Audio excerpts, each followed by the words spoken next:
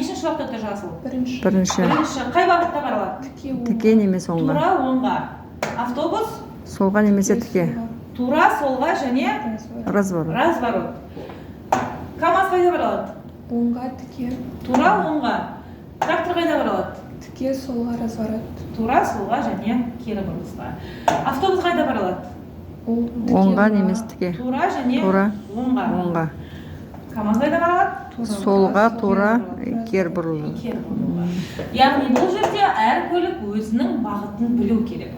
Өзінің қай бағытта бара алатынын. Мысалға бізде жеңіл автокөлік солға бара алмайды, өйткені ол бірінші жолақта тұр. Ол солға барам деген кезде трактор тура жүріп кетсе ДТП болады. Сондықтан да солға бұрылу үшін ол арнайы өзінің жолағына барып орналасу керек еді. Енді регулировщик егер сізге алдымен артымен тұрса, бұл стена дедік, сізге жүруге болмайды дедік. Ал егер де реттеуші сізге жанымен тұратын болса, міне былай тұрады, или былай тұрады, или былай қарап жанымен тұрады. Бұның маңызы сізге тура және оңға жүруге болады. Тура и оңға. Енді регулировщик міне жанымен тұр. Қызыл қайда баралады? Тура оңға. Тура оңға, ал трактор ше? Ол тура. Только тура жүреді. Неге? Өйткені ол екінші жолақта тұр. Регулировщиктің жаны сізге тура оңға жүруге рұқсат етеді. Бірақ жолақ рұқсат етпейді оңға бұрылуға. Сондықтан да әр көлік өзінің жолағын білу керек. Егер жеңіл автокөлік тура оңға жүрсе, трактор қайда баралады? Тек тура. А солға бұрылатын болса ше? Солға бұрылатын болса, поворотник қосып тоқтап тұра береді. Тұра бере ме?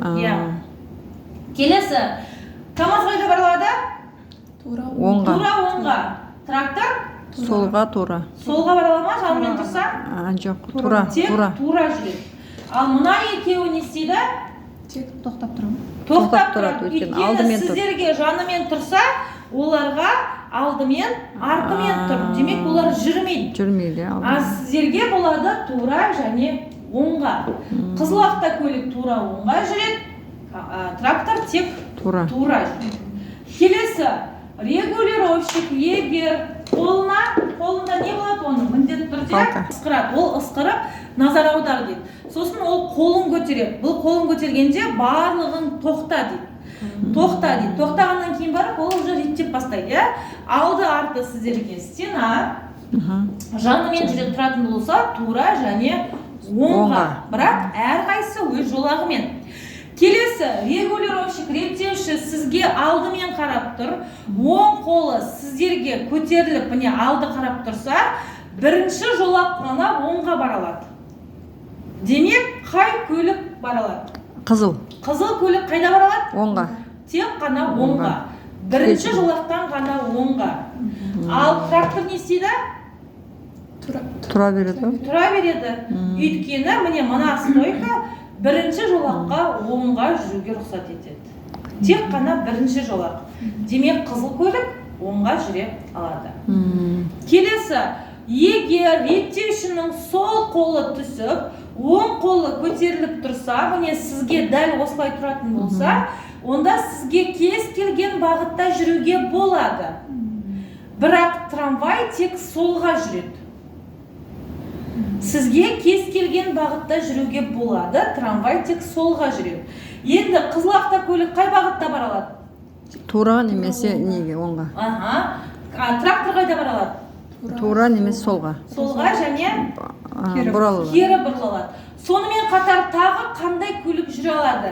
Егер сіздерге бұлай тұрып, сіздердің бірінші жолақтарыңыз оңға бұрылса, бұлай тұрған кезінде кім оңға жүре алады? Кімге алдымен қарап тұр? Ана автобус оңға жүре алады.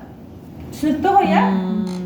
Егер реттеуші сіздерге артымен қарап тұрса, сіздер жүрмейсіздер. Бұлай қарап тұрса, қолы шлагбаум, сіздер жүрмейсіздер. Сіздерге білу керек, міне, мына стойка тек оңға, мына стойка кез келген бағытта, бірақ әрқайсысы өз жолағымен, и алды арты стена, жаны тура оңға. Жаңағыда біз тура и жаңа солға жүре аламыз. Былай ма?